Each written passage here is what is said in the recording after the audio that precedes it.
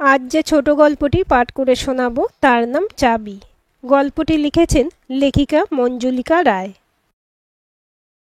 দাদা শোন। না দাদা, আমি এদিকে, জবা গাছের পিছনে। অফিসে যাওয়ার জন্য অভয়পদ তৈরি হয়ে সদর দরজা দিয়ে বেরোতে যাচ্ছিলেন। এমন সময় বোনের গলার ফিসফিসে আওয়াজ শুনে ঘুরে তাকান। দেখেন জয়ী সদরের পাশে একটা জবা গাছের ঝোপের ভিতর থেকে উটের মতন গলা উঁচিয়ে আছে। এ কি, তুই ওই ঝোপঝাড়ের মধ্যে করছিসটা কি? পোকামাকড় কামড়াবে। আর পোকামাকড়, সাপে কামড়ালেও এখন বাঁচি। আর আমি সইতে পারছি না রে দাদা, তোর সাথে কথা কইলেই ঘরে অশান্তি শুরু হয়। এই যে তোর সাথে কথা কইছি তাতেও ভয়ে মরছি। কি জানি ছেলেরা যদি দেখে ফেলে আর বাপকে গিয়ে লাগায়। ঘরের লোকজনই আজকাল শত্রুর মতো ব্যবহার করছে। কথা কইছে জানতে পারলে তোর বোনাই রেগে গিয়ে লঙ্কা কাণ্ড বাঁধাতে পারে। এমনিতেই আমার শতেক খোঁয়ার, আর উটকো অশান্তি সয় না। এ কি কাণ্ড, তোর ছেলে দুটো সারাক্ষণ গোয়েন্দাদের মতো তোর উপর নজর রাখছে আর বাপের কান ভারী করছে। তোকেও একটা কথা বলি, তুই যদি সারাক্ষণ ওই সন্ডাটার ভয়ে কেঁচো হয়ে থাকিস তবে তো সে মাথায় উঠবেই। কখনো কখনো মুখটা খোল। স্বয়ং রামকৃষ্ণদেব বলে গেছেন, দংশিও না কিন্তু ফোঁস করো। হাসালে দাদা, তুমি যেন কত ফোঁস করতে পারো। তোমারটি তো স্বয়ং সবসময় ফোঁস মনসা হয়ে ঘুরছেন। থাম, মেলা ফ্যাঁসফ্যাঁস করিস নে। কি কথা কইতে এসেছিস তাড়াতাড়ি বলে বিদায় হ, আমার আপিসে তারা আছে। বলছি কি, একটা কিছু বিহিত করো এবার। হয় ওই আলমারি তালাটা খোলার লোক ডাকো, নয়তো ওই আপদটাকে বাড়ি থেকে বিদেয় করো। নিত্যি অশান্তি আর সইতে পারছি নে। মাথা চুলকে অভয়পদ বলেন, সে ইচ্ছে কি আমারও হয় না, কিন্তু ওই গন্ধমাদনকে তিনতলা থেকে নাড়ানো কি সোজা কথা? দেখি কি করা যায়। আর ঝোপের মধ্যে দাঁড়িয়ে থাকিস নে, ঘরে যা। তোর আর আমার ঘরের কেউ যে কোনো মুহূর্তে এদিক পানে আসতে পারে। বলতে বলতে অভয়পদ ঊর্ধ্বশ্বাসে ছোটেন। তার আপিসে দেরি হয়ে যাচ্ছে। বলরামপুর থেকে কলকাতার আপিসে যেতে পাক্কা 1.25 ঘন্টা সময় লাগে। বলরামপুরের এই বাড়িটা অভয়পদ আর তার বোন জয়দুর্গার মা নিভাননী দেবীর। জীবিতকালে নিভাননী দেবী তার ছেলে মেয়ের পরিবারকে 3 রাত্রির বেশি এই বাড়িতে থাকতে দিতে চাইতেন না।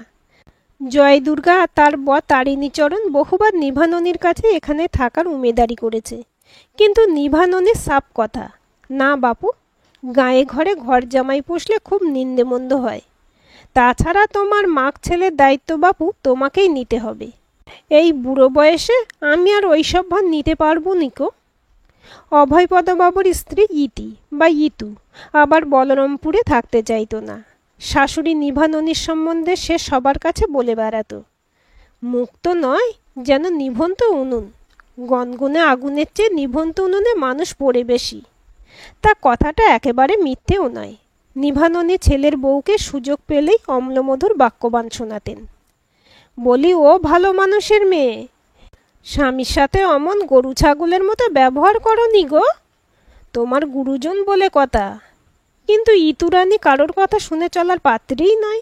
সে সারাক্ষণ অভয়পদকে মেনিমুখ পুরুষ, মায়ের আঁচল ধরা খোকা, ন্যাকা বোকা মানুষ ইত্যাদি বিশেষণ প্রয়োগ করে যেত। শেষে নিভাননী সব রাগ গিয়ে পড়েছিল ছেলের উপর।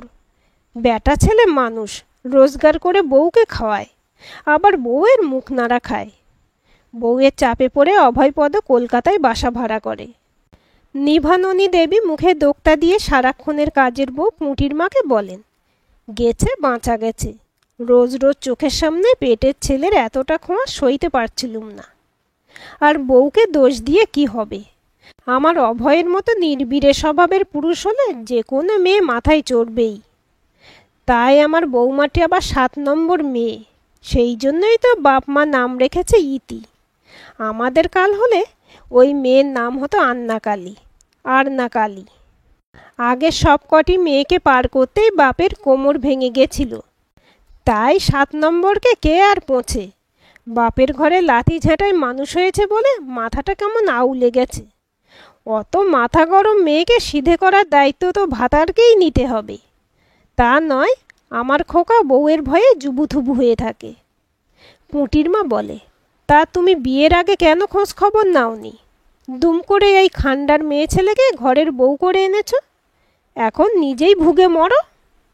ভুগে মরার লোক অবশ্য নিভাননই ছিলেন না। ছেলে মেয়ে কাছে না থাকলেও বেশ ভালোভাবে জীবন কাটিয়েছেন। একবেলা দুটি আলো চালের ভাত আর রাতে দুধ খই। নেশার মধ্যে শুধু একটু দোক্তা। বিশাল দোতলা বাড়িতে মাত্র দুটি প্রাণী। দোতলা বাড়ির চিলেকোঠার ঘরটাকে ঠাকুর ঘর বানিয়েছিলেন। বিশাল সিংহাসনে রাধা মাধব দুবেলা পূজিত হন। বাঁধা পুরুত ঠাকুর আছেন। পুজোর উপাচারও তিনি যোগাযন্ত্র করে নেন। নিভাননী শুধু মাঝে মধ্যে পুরুত ঠাকুরকে টাকাটা সিকিটা ধরে দেন। ঠাকুর ঘরের আর একদিকে ছিল বিশাল সেগুন কাঠের একটা আলমারি। এককালে এমন পালিশ ছিল যে মুখ দেখা যেত, কিন্তু কালের প্রকোপে সেই চকচকে ভাবটা না থাকলেও অত্যন্ত ভারী আর মজবুত আলমারির প্রতি নিভাননীর যত্ন আত্মে কম ছিল না। বয়সকালে নিজের হাতে রোজ ধুলো ঝাড়তেন। নিভাননী দেবীর মুখেই তার ছেলেমেয়েরা শুনেছিল। মেয়ের জন্য কলকাতা সাহেব কোম্পানি থেকে স্পেশাল অর্ডার দিয়ে নিভাননী দেবীর বাবা এই আলমারিটা বানিয়েছিলেন। তারপর কলকাতা থেকে প্রথমে নৌকায়, তারপর গরুর গাড়িতে চড়িয়ে আলমারিখানা মেয়ের শ্বশুরবাড়িতে পৌঁছে দিয়েছিলেন। পুরনো বাড়ির সংকীর্ণ সিঁড়ি দিয়ে আলমারিখানাকে কিভাবে তেতলাতে চড়ানো হয়েছিল সেটিও অভয়পদে ছোটবেলায় রীতিমতো গবেষণার বিষয় ছিল। নিভাননী দেবী প্রায় ৮০ বছর বয়স পর্যন্ত বেশ শক্তপোক্ত ছিলেন, কিন্তু শেষ পর্যন্ত তাঁর শরীর ভাঙতে আরম্ভ করল। তিনি বুঝতে পেরেছিলেন যে তিনি আর বেশি দিন নেই। তাই নায়েব মুকুন্দ বিশ্বাসকে দিয়ে ছেলে মেয়েদেরকে খবর পাঠালেন। ছেলে মেয়ে যখন এসে পৌঁছালো তখন নিভাননী দেবী প্রায় শ্বাস উঠেছে। তিনি নায়েবকে দিয়ে নিজের উইল পড়ে শোনালেন। তার উইলে তিনি লিখেছিলেন যে বাড়ির একতলাটা তিনি মেয়ে জয়দুর্গা আর দোতলা ছেলে অভয়পদকে দিয়ে যাচ্ছেন। সমস্ত সম্পত্তি নিয়ে একটা দেবত্ব ট্রাস্ট গঠন করেছেন, যাতে গায়ের বড় বড় কয়েকজন মানুষসহ ছেলে আর জামাইও আছেন। সম্পত্তি থেকে একটা বাৎসরিক ভাতা ছেলে মেয়ে পাবে, কিন্তু তার বদলে দুজনকেই পারিবারিক গৃহদেবতা রাধা মাধবের পুজো একবেলা করে চালিয়ে যেতে হবে। গয়নাগাটি তিনি আগেই ছেলের বউ আর মেয়ের মধ্যে ভাগ করে দিয়েছেন। বাসনও ৫ জনকে দিয়ে ভাগ করিয়ে একতলা দোতলা রান্নাঘরে রেখে দিয়েছেন। নায়েব মশাই, পুরোহিত আর পুঁটির মাকে কিছু কিছু নগদ টাকা দিয়েছেন, কিন্তু বেশিরভাগ নগদ টাকা তিনি গ্রামের পাঠশালা আর চণ্ডী মণ্ডপের উন্নয়নে দান করে গেছেন। ক্যাশ বাক্সে সামান্য যা কিছু আছে তাই দিয়ে যেন তার পারলৌকিক ক্রিয়া সম্পন্ন করা হয়। শাশুড়ির উইলে সবচেয়ে বেশি রাগ হলো তারিণীচরণের। এতকাল তারিণীচরণের ধারণা ছিল অভয়পদের কোনো ছেলে না থাকায় তার ২ ছেলে লালু ভুলি শাশুড়ি মায়ের সম্পত্তির বেশিরভাগটা পাবে। ২ নিষ্কর্মা ছেলের জন্য শাশুড়ি মায়ের কাছে বেশ কয়েকবার উমেদারিও করেছিল। শাশুড়িকে বলেছিল যে ছেলের ঘরের নাতনি বিউটি তো আর তার মুখে আগুন দিতে পারবে না, সে কাজ মেয়ের ঘরের নাতিদেরই করতে হবে। তাই শাশুড়ি মায়ের উচিত নাতিদের নামে খানিকটা সম্পত্তি লিখে দেওয়া, কিন্তু নিভাননী মাছি তাড়াবার মতো করে জামাইকে ভাগিয়ে দিয়েছিলেন। আমার নাতিরা তাদের বাবা মায়ের কাজ করুক, আমার কাজের জন্য আমার পেটের ছেলে অভয়পদই আছে, তোমাকে অত চিন্তে করতে হবে নি। তবুও তারিণীচরণের আশা ছিল যে মরার সময় নাতিদের কথা বুড়ি মনে রাখবে। আশা পূরণ না হয় সে খেপে গিয়ে বিশ্ব সংসারের সবাইকে গালি দিতে লাগলো। সবচেয়ে বেশি গালি দিল অপসরিক অভয়পদকে। অভয়পদ চুপচাপ থাকলেও ইতিরানী দোতলা থেকে সমানে জবাব দিতে থাকে। নির্লজ্জ বেহায়া না হলে কোনো বেটা ছেলে শ্বশুর বাড়িতে পড়ে থাকে? মুখে আগুন অমন পুরুষের। তারিণীচরণ নিজের বউকে পায়ের তলায় রাখে। অন্য মেয়ে মানুষের গালাগাল তাকে হিতাহিত জ্ঞান শূন্য করে দেয়। নিজের ঘর থেকে জং ধরার আমদানি এসে একতলার উঠোনে দাঁড়িয়ে বনবন করে ঘোরাতে ঘোরাতে বলে, মা তারা ব্রহ্মময়ী, আজ একটাকে যদি 2 টুকরো না করেছি তবে আমার নাম তারিণীচরণই নয়। রোজ সকালে তোর চরণ নামে তো জিভে না ঠেকে আমি মুখে কিছু দেইনি, আজ তোর সামনে আমি নর বলি দেব। অভয়পদ ভয় পেয়ে বউ মেয়েকে নিয়ে ঘরে দৌড় দিতে চায়, কিন্তু ইতুরানী ভয় পাবার মেয়েই নয়। সেও আঁশবটি নিয়ে তাল ঠুকতে থাকে। আয় না, ওপরে আয়। আজ যদি আঁশবটি দিয়ে তোর নাক না কাটি তবে আমিও আমার বাপের বেটি নই। তারিণীচরণের নিষ্কর্মা দুই ছেলেও নিচের থেকে গালাগালি দিতে থাকে। অভয়পদের মেয়ে রিনি কয়েক বছর কলকাতায় ইংরেজি মাধ্যমে পড়েছিল। সেও মায়ের পিছনে দাঁড়িয়ে ইংরেজিতে গালাগাল দিতে থাকে। এই সব ঝামেলার মধ্যে ভয় পেয়ে সিঁটিয়ে থাকে অভয়পদ আর তার বোন জয়ী। ঝগড়াঝাটি থেমে গেলে অভয়পদ নিজের বউকে বলে, কাজটা কিন্তু ভালো হলো নি। তারিণীচরণকে দেখতে কাপালিকের মতো। চোখ দুটো দেখেছ কীরকম লাল, ভাঁটার মতো বনবন করে ঘোরাচ্ছিল। তার উপর ওর কাছে রামদাও আছে। শেষে যদি কিছু করে বসে। ইতুরানি দম্বার পাত্রী নয়, সে ভেংচি কেটে বলে, ওই তো মরচে পড়া একখানা দা, তার ভয়ে আমি গর্তে ঢুকে যাব। গাঁজা খেয়ে ভোম হয়ে থাকে। ওই রকম একখানা জামাই শাশুড়ি ঠাকুর কোত্থেকে জুটিয়েছিলেন? অভয়পদ বিড়বিড় করে বলে, ওই যেমন তোমাকে আমার জন্য জুটিয়েছেন। ইতু ভেংচি কেটে বলে, কি বিড়বিড় করছো? যা বলার স্পষ্ট বলো। তোমাদের বাড়ির সবাই এক একটা নমুনা। আমার কপালখানাই মন্দ। যেমন নির্বিড়ে স্বভাবের বর, তেমনি ন্যাকাষষ্ঠীর ননদ। ধম্মের ষাঁড়ের মতো দুই ভাগনা আর কাপালিকের মতো ঠাকুর জামাই। কি দেখে তোমার মা একে জামাই বানিয়েছিলেন? আহা, জয়ীর সাথে বিয়ের সময় তো এই রকম ছিল নি। বড় ঘরের ছেলে, দেখতে শুনতে ভালো, একটা পাশও দিয়েছে। তার উপর সাহেব কোম্পানিতে চাকরি করত। কিন্তু স্বভাবের দোষে গাঁজা খেয়ে অনেক রাত অবধি জাগত। রাত জাগার জন্য একদিন অফিসেই ঘুমিয়ে পড়েছিল। তার লালমুখো সাহেব বেটা ওকে গালাগালি দিয়ে বলেছিল, স্টুপিড ড্যামফুল। তারিণীচরণ গেঁজেল মানুষ, একটু রাগলেই মাথায় রক্ত চড়ে যায়। সে সাহেব বেটাকে টেবিল থেকে দোয়ারদানি ছুঁড়ে মেরেছিল। সাহেব এমনিতে হয়তো অতটা রাখতেন না, কিন্তু সাহেবের কোট প্যান্টুলে কালি লেগে নষ্ট হয়ে যায়। তারিণীচরণের জেল হয়। 3 দিন জেলের ভাত খাবার পরে নায়েব মশাই সাহেবের হাতে পায়ে ধরে ওকে খালাস করে আনেন। কিন্তু আর কোথাও চাকরি হলো না। তারপর তো দেশ স্বাধীন হলো, আর তারিণীচরণ সাহেব ঠেঙিয়েছে দেখিয়ে স্বাধীনতা সংগ্রামী হিসেবে মাসিক ভাতা পাচ্ছে। যাই হোক, লোকটা রকচটা, তাই ওর সাথে কাজিয়া না করাই ভালো। তুমি ভয়ে গর্তে সেঁধিয়ে যাও। ওই কাপালিকটা যদি বুনো ওল হয় তবে আমিও বাঘা তেঁতুল। অভয়পদ আর কিছু বলে না, কারণ তার ঘরের বাকি দুজন মেয়ে মানুষ ঘরে থাকে। পুরুষ হিসেবে সে বাইরে যায়, কাজেই তারিণীচরণ যদি কিছু করে সেটা তার সাথেই হবে। ওপর নিচ 2 তলায় ঝামেলা চলতেই থাকে। রাত দিন দুই পক্ষ একে অপরকে গালিগালাজ করে। মাঝখান থেকে নিরীহ ভাই বোন অভয় আর জয়ীর মধ্যেও কথাবার্তা বন্ধ। তারিণীচরণের ধারণা অভয়পদ ছেলে হয় শাশুড়ি ঠাকুরুন থেকে আগেই টাকা পয়সা আদায় করে নিয়েছে। ইতুরানির আবার ধারণা শাশুড়ি মেয়েকে গয়নার বড় ভাগটা দিয়েছে। দিন দিন ঝগড়াঝাটি এমন পর্যায়ে দাঁড়িয়ে যায় যে অভয়পদর মেয়ে বিউটির পোষা কুকুর ডালু নিচের তলায় গেলেই লালু ভুলু পেটায়, আর তারিণীচরণের বিড়াল মিনি ভয়ঙ্কর লোভী। রান্নাঘরের আশেপাশে চুরি করার জন্য ঘুরঘুর করলে ইতুরানি চালাকাঠ ছুঁড়ে মারে। কয়েক মাস এই রকম ঝামেলা চলার পর লালু বা ভুলুর একজন বলে, শুনেছিলাম দিম্মার হাতে ঘরা ঘরা মোহর ছিল। তা ঘরা না থাক, কিছু তো ছিল, সেগুলো গেল কোথায়? আর এক ভাই বলে, সব জায়গায় তো দেখেছি, একটা আধলাও নেই, শুধু ওই আলমারিটা দেখা হয়নি, ওখানেই মনে হয় মোহরের ঘরা আছে। চাবি কোথায় আলমারির?